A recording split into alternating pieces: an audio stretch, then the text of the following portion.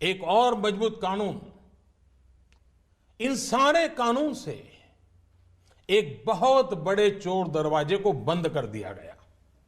देश में अघोषित आय को पेनल्टी के साथ घोषित करने की योजना में काफी बड़ी मात्रा में अघोषित आय उजागर हुई।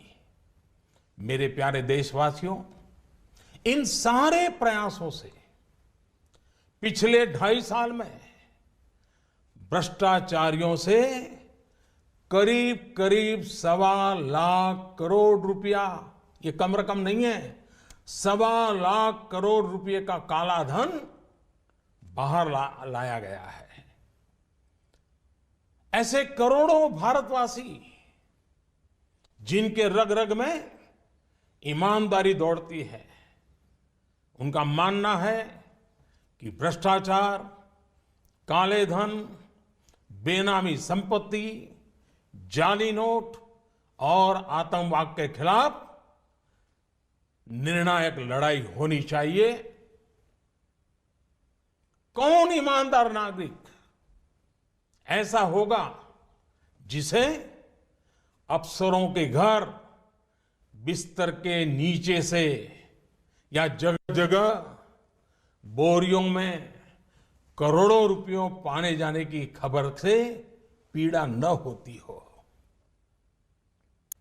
आज देश की मुद्रा व्यवस्था का हाल यह है कि देश में कुल सिक्कों और नोटों की जो मूल्य है, उसमें 500 और 1000 रुपया वाले नोटों का हिस्सा लगभग 80 से 90% तक पहुंच गया है।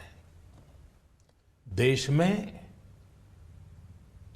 कैश का अधिकतम सर्कुलेशन का एक सीधा संबंध भ्रष्टाचार से है। भ्रष्टाचार से अर्जित कैश का कारोबार महंगाई पर बड़ा असर पैदा करता है। इसकी मार गरीबों को झेलनी पड़ती है। इसका सीधा प्रभाव गरीब और मध्यम वर्ग की खरीदने की शक्ति पर पड़ता है। आपका भी स्वयं का अनुभव होगा। जब मकान खरीदने जाते होंगे, जमीन खरीदने जाते होंगे, तो आपसे जब सौदा होता होगा तब कहते होंगे कि कुछ धन चेक में लेंगे और ज्यादातर कैश में मांगी जाती होगी। ईमानदार व्यक्ति के लिए कुछ भी खरीदना, एक मध्यम वर्ग के व्यक्ति को घर भी खरीदना हो तो उसके पास काले धन नहीं है तो मुसीबत हो जाती है। तो उसके पास कैश के इस धंधे के कारण मकान, जमीन, उच्च शिक्षा, चिकित्सा, ऐसे अनेक सेवाओं को, उन वस्तुओं को इन कारणों से उनकी मूल्य में कृत्रिम वृद्धि भी होती है, आर्टिफिशियल इंक्रीज होता है। भ्रष्टाचार से जमा किया गया धन हो या काला धन हो, ये दोनों बेनामी हवाला कारोबार को भी बल देते हैं। और हम जानते हैं हवाला का उपयोग आतंकियों ने हथियार की खरीद फरोख्त में भी किया है। चुनावों में काले धन के प्रभाव की चर्चा ये कोई नई बात नहीं है, वर्षों से हो रही है। बहनों और भाइयों, देश को भ्रष्टाचार और काले धन रूपी दिमक से मुक्त कराने के लिए एक और सख्त कदम उठाना जरूरी हो गया है। आज मध्यरात्रि यानी 8 नवंबर 2016 की रात्रि को 12 बजे से वर्तमान में जारी 500 रुपए और 1000 रुपए के करेंसी नोट लीगल टेंडर नहीं रहेंगे। ये मुद्राएं कानूनन अमान्य होगी। 500 और 1000 रुपये के पुरानी नोटों के जरिए लेन देन की व्यवस्था आज नहीं होगी। काले धन और जाली नोट के कारोबार में लिप्त देश विरोधी और समाज विरोधी तत्वों के पास मौजूद 500 रुपये, 1000 रुपये के पुराने नोट अब केवल कागज के एक टुकड़े के समान रह जाएंगे। ऐसे नागरिक जो संपत्ति मेहनत और ईमानदारी से कमा रहे हैं, उनके हितों की और उनके हक की पूरी रक्षा की जाएगी। ध्यान रहे कि 100 रुपये, 50 रुपये, 20 रुपये, 10 रुपये, 5 रुपये, 2 रुपये और 1 रुपया का नोट और सभी सिक्के नियमित है और लेन देन के लिए उपयोग हो सकते हैं, उस पर कोई रोक नहीं है। हमारे यह कदम देश में भ्रष्टाचार, काला धन एवं जाली नोट के खिलाफ हम जो लड़ाई लड़ रहे हैं, सामान्य नागरिक जो लड़ाई लड़ रहा है, उसको इससे ताकत मिलने वाली है। इन दिनों में देशवासियों को कम से कम तकलीफ का सामना करना पड़े, इसके लिए हमने कुछ व्यवस्था की है। 500 और 1000 रुपये के पुराने नोट 10 नवंबर से लेकर 30 दिसंबर 2016 तक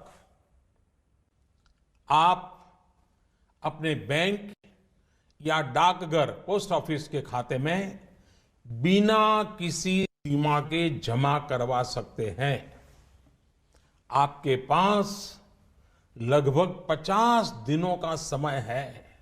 अतः नोट जमा करने के लिए आपको अफरा तफरी करने की कोई आवश्यकता नहीं है। आपकी धनराशि आप ही की रहेगी, आपको कोई चिंता करने की जरूरत नहीं है। 500 रुपये या 1000 रुपये के पुराने नोटों को खाते में डालकर आप अपनी जरूरत के अनुसार फिर से निकाल सकते हैं।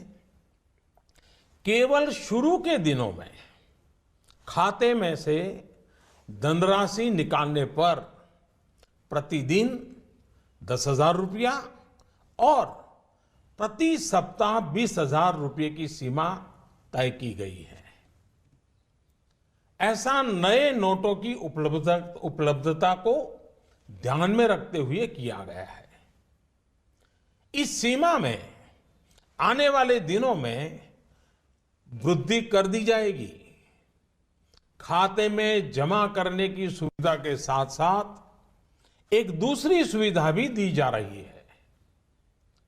तत्काल आवश्यकता के लिए 500 और 1000 रुपये के पुराने नोटों को नए एवं मान्य नोट के साथ 10 नवंबर से 30 दिसंबर तक आप किसी भी बैंक या प्रमुख और उप डाकघर, हेड पोस्ट ऑफिस और सब पोस्ट ऑफिस के काउंटर से अपना पहचान पत्र जैसे कि आधार कार्ड, मतदाता कार्ड यानी कि voter card, passport, pan card इत्यादि सबूत के रूप में पेश करके आप नोट बदल सकते हैं। प्रारंभ में 10 नवंबर से 24 नवंबर तक 4,000 रुपया तक के पुराने 500 एवं 1000 रुपये के नोट बदले जा सकते हैं। 15 दिनों के बाद यानी 25 नवंबर से 4,000 रुपये की सीमा में वृद्धि कर दी जाएगी।